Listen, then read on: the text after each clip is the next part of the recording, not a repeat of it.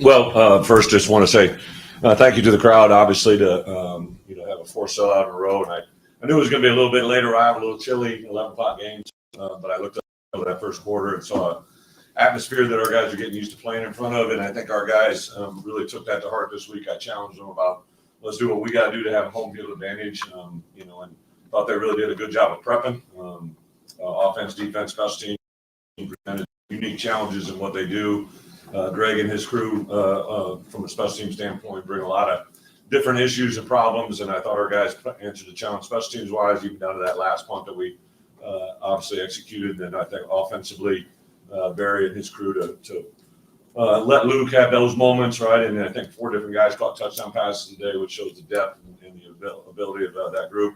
Hudson Clement is a guy. I know Thursday we were sitting in a staff meeting and Step made reference and he thought he might have had his best week of practice. And I think that showed up out there today. I grabbed him and Ashton Hollins before the game today and said, hey, I'd really enjoyed watching practice this week, and then kind of played out. And defensively, give a lot of credit to Aaron and our defensive staff and our players, right, to answer the bell.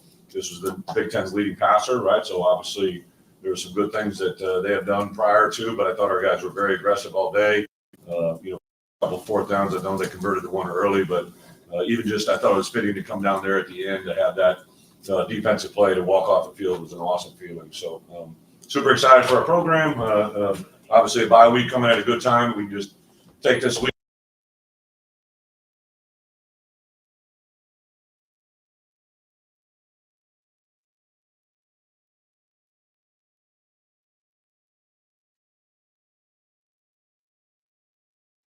On track. So that open up the questions. You said after being on radio, you brought the aggression to them on defense. As you diagnosed everything in the days leading up to this game, why did you feel man more pressure? Well, 2 things. I think we played some man, showed some 2, came out of it. They're very diligent in what they do.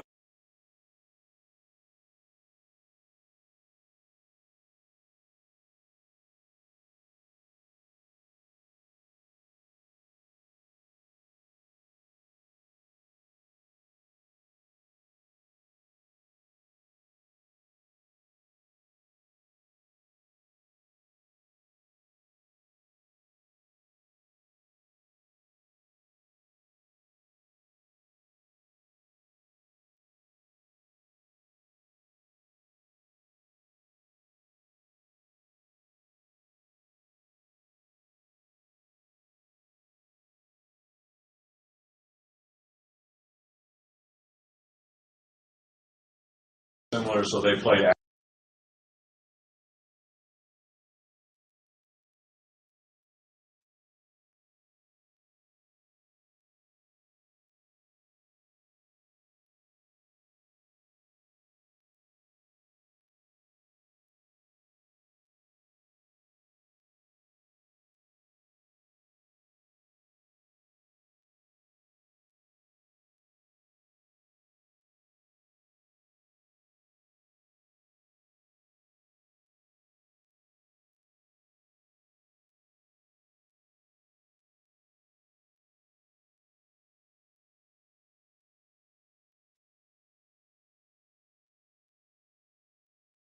Tonight with the ability to know that they're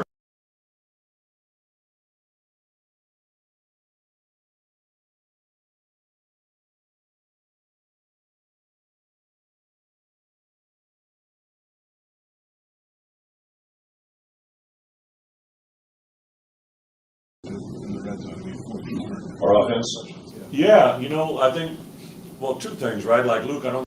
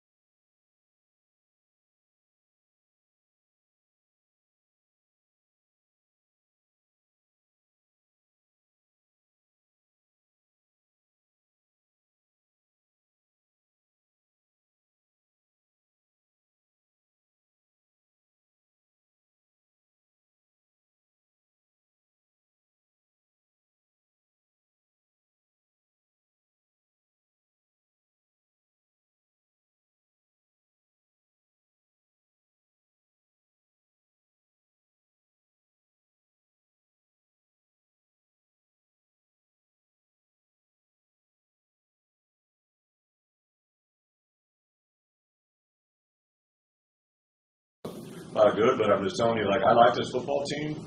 I have one of the hardest rated schedules we've played to this point, and obviously can't change the math, right? But we're a 6-3 team that I think got better today, and that's all I cared about, right?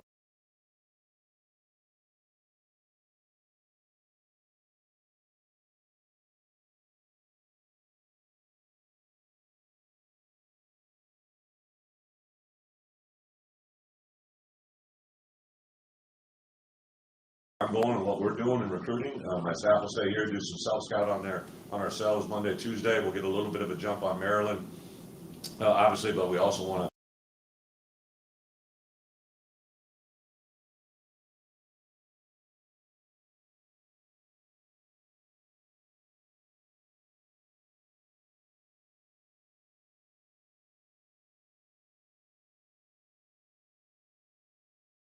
We can do something to thank them. Bret, Barry had said on Monday that he wanted to get Luke involved in the run game, coming out of Washington and having success doing that. Just you said what happens to the defense when he gets involved.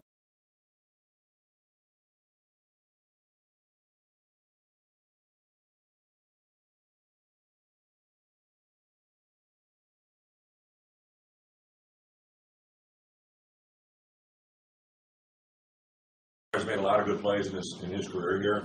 If you go into the last touchdown,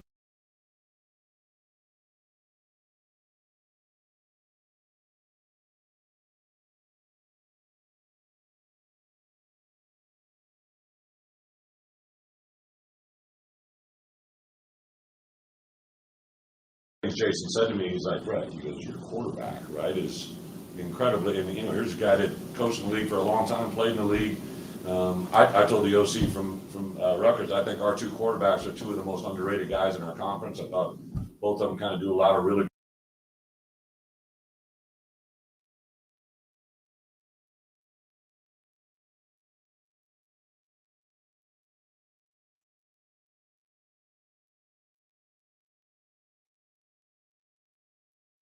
I wanted to score twice, right? Like I wanted to, when we won the toss, well, I knew we got a chance for a double dip, so that.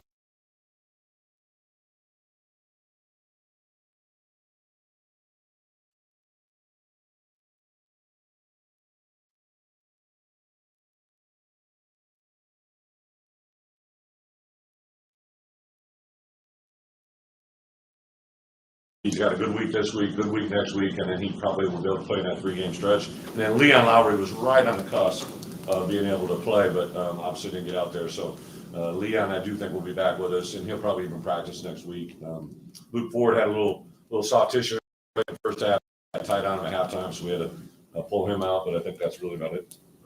How, if at all, defensively did you involve yourself this week, and was it different than anything you've done? No, I kind of. Depending on the opponent, depending on what I see, I know everybody wants to write about it. I do think I empowered and told them and said it in the media to you guys, right? Like, I think a lot of people, listen, when things aren't going right, it's really easy to have a lot of blame and have everybody kind of have their own opinions. You want to empower people. You guys have heard me talk about, I think the greatest thing you can do to a player is when you empower them, right, to know that you believe in them. Well, I think coaches need that same thing too, right? And I know we got really good defensive coaches. I think they needed to feel what they were doing wasn't good, but on the same kind of side, all they got to do is flip the script, and they did that today. What'd you see from the defense? You said they contested routes better. What'd you see? I think prepared-wise, right? Like, we're 8 games into this, my friend. Like now we're 9 games behind us. The more you are aware before the snap, the faster you can play after the snap. And I thought our guys, I made a very big guys. It's not what you know before, right, on Thursday and Friday and how you can answer a test. It's what you do on game day. We can't stop the play and say, hey, it's 3rd and 6, we're going to stick route. We're going to have a 3rd and 11, we expect them to have a deep in-breaking route, right? Like, you have to have those things in mind, in place, on the field without a coach in your ear. And I thought our guys, it looked like they were playing with much better awareness. And then we got our hands on some balls at the line of scrimmage, too. I think there was 2 tip balls. And obviously those things happen by getting your hands up. You have to have awareness that ball's coming out. The Illinois offense is successful with some of those creative plays in the red zone, like against USC, Ohio State, and then the play with Luke. You're the team grown with those creative plays in the red zone. Yeah, very. And he's a former quarterback. I think he's got a creative mindset. I think that staff in general, we really Maryland did a good job today on some quattros where we knew on second down that he had 3 downs there, which allowed you to play red zone.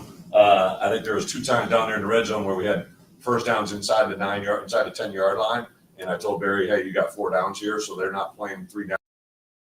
They're playing with a 4-down deck, which I think also helps, how you play or how you attack. But again, just a group. Well, it's a really fun group to be around, and excited to get a week when you can take a breath. You actually get better by just kind of learning a little bit more about yourself. Like we'll want to learn a lot about Maryland and obviously Wisconsin and Northwestern down the stretch, but it's more important that we know ourselves better than anybody else.